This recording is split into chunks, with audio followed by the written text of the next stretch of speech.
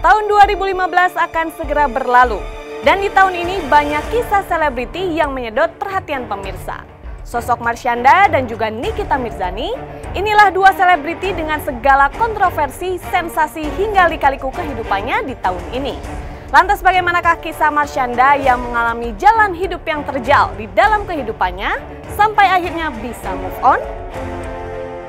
Lalu kisah Nikita Mirzani yang terseret kasus prostitusi, yang lagi-lagi membuat Nikita harus menjalani proses BAP terkait kasus prostitusi yang sudah 1 bulan ini menyeret nama Nikita Mirzani.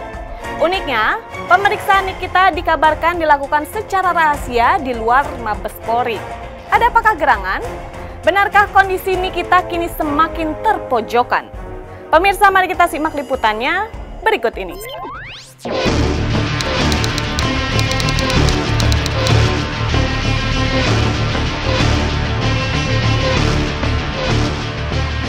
Bola panas kasus prostitusi yang mengguncang Nikita Mirzani pekan ini kian bergulir ke arah babak baru yang mengejutkan. Bagaimana tidak, diam-diam rupanya Nikita telah menjalani BAP alias berita acara pemeriksaan sebanyak 3 kali. Dan uniknya, 3 kali menjalani BAP, 3 kali pula Nikita melakukan proses tersebut secara diam-diam dan dirahasiakan Mabes Polri. Tak pelak, sebuah tanya pun mencuat. Ada apa gerangan? Mengapa proses BAP Nikita seolah begitu istimewa sehingga dirahasiakan, bahkan digelar di luar markas Mabes Polri? Jawabnya pun mengejutkan. Jadi hari ini tadi ada BAP, ya, BAP lanjutan, dan mungkin saya pastikan mungkin yang terakhir BAP-nya.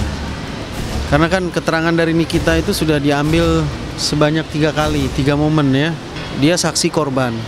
Nah, saksi korban itu oleh undang-undang dia diberikan privilege lah ya, dia diberikan kekhususan. Jadi kalau dia diperiksa pasti kepentingan dia dilindungin lah, karena di sini Nikita juga bisa kita anggap sebagai saksi kunci kan dalam kasus ini untuk menjerat F dan O ya, demi kenyamanan dia, demi keamanan dia ya. Pemeriksaannya dilakukan Tidak di kantor, tidak di Bareskrim, di luar.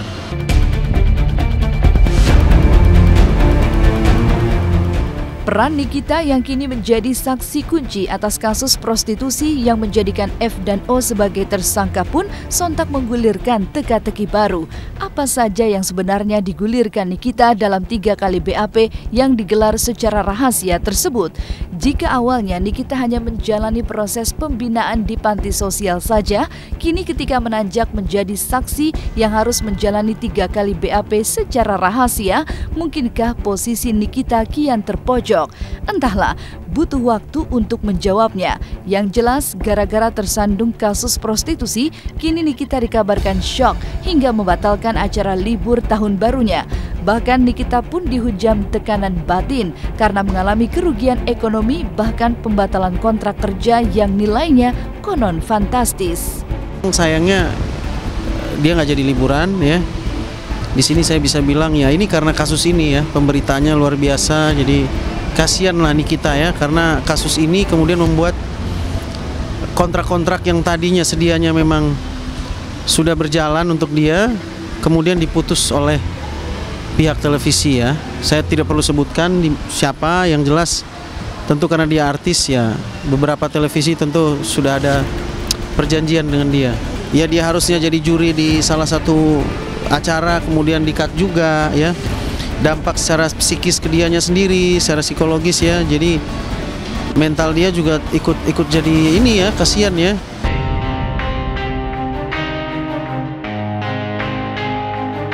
Ingat akhirat, karena kehidupan di dunia itu singkat, nggak seperti di akhirat lama. Kalau orang sukanya mencuri, tangannya akan dipotong. Sebelum nyawa Anda masih di badan Anda, bertobatlah memohon ampun kepada Allah Subhanahu wa Ta'ala, karena Anda masih dikasih hidup, karena maut di tangan tak terduga. Kayak ini orang pernah di akhirat nih, gue rasa.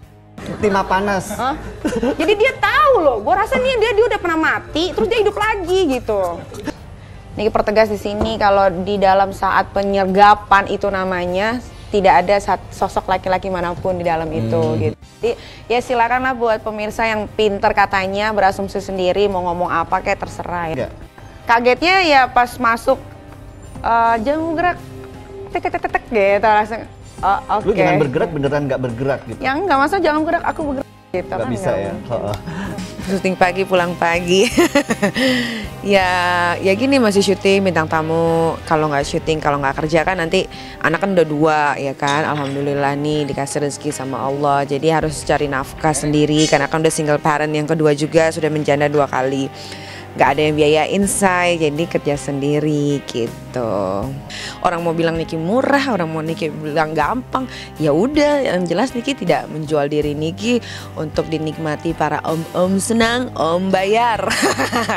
Niki betul-betul nyari uang jadi payah sendiri, rumah nyicil, mobil nyicil gitu kan, mobil juga masih mobil-mobil standar orang-orang gitu kan, bukan yang Ferrari, bukan yang Porsche atau apa gitu. Jadi buat Niki ya santai aja lah. Orang bolehlah berkata apa aja, kan hak orang. Uniknya, setali 3 uang dengan Nikita Mirzani, kisah jatuh bangun mendulang lika-liku hidup pekan ini rupanya juga tengah mengguncang artis Marshanda. Pasalnya, jalinan asmara Marshanda dengan Egy John kian menuai kritik pedas, bahkan panen hujatan di sosial media dunia maya.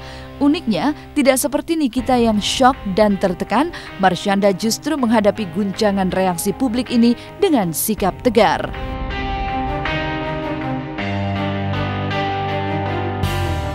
Kini, bukan. Sama gila. Padahal dulu ngefans banget sama Marshanda. Ya, pakai nada gitu, pakai karakter.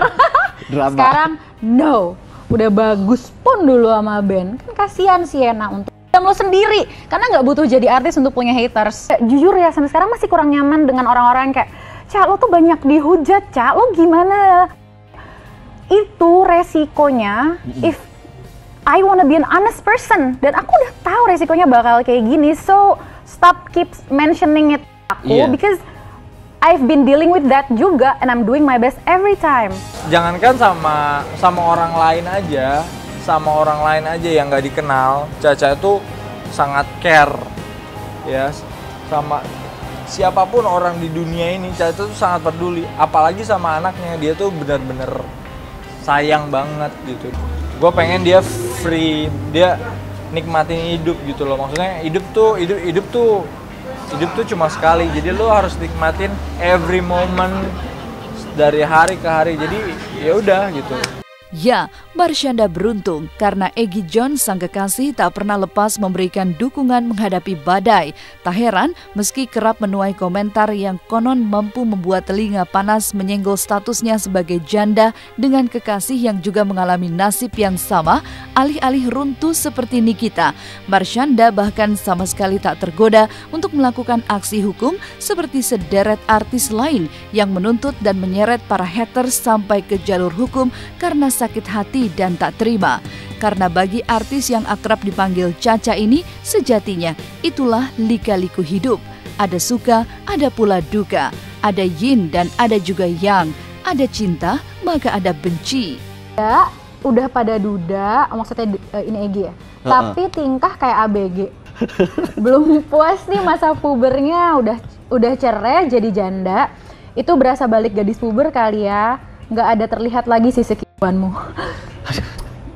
Mesum. Nggak tahu juga. Maksum mulu lo, Ca, tobat, oi kasihan anak karena dirimu itu janda. Nggak apa-apa, orang kan bisa ngomong sekreatif dan seini yang mereka mau, yang mereka lihat kan kayak yang di luarnya aja, yang terjadi di dalam nggak perlu aku umbar-umbar juga. Haters bakal ada di sana, maksudnya adanya dengan sosial media dan internet tuh ditemukan di bumi gitu ya. Ibaratnya yang namanya pro kontra tuh makin akan keras. Itu udah hal yang udahlah, kenapa dipusingin, ngerti nggak sih? Dan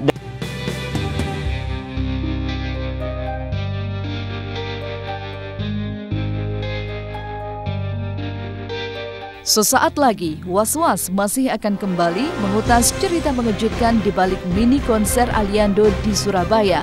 Benarkah karena penonton yang membludak dan menelan puluhan korban pingsan, Aliando sempat mogok mengancam menghentikan aksi panggungnya? Tonton terus Was-Was, jangan kemana-mana.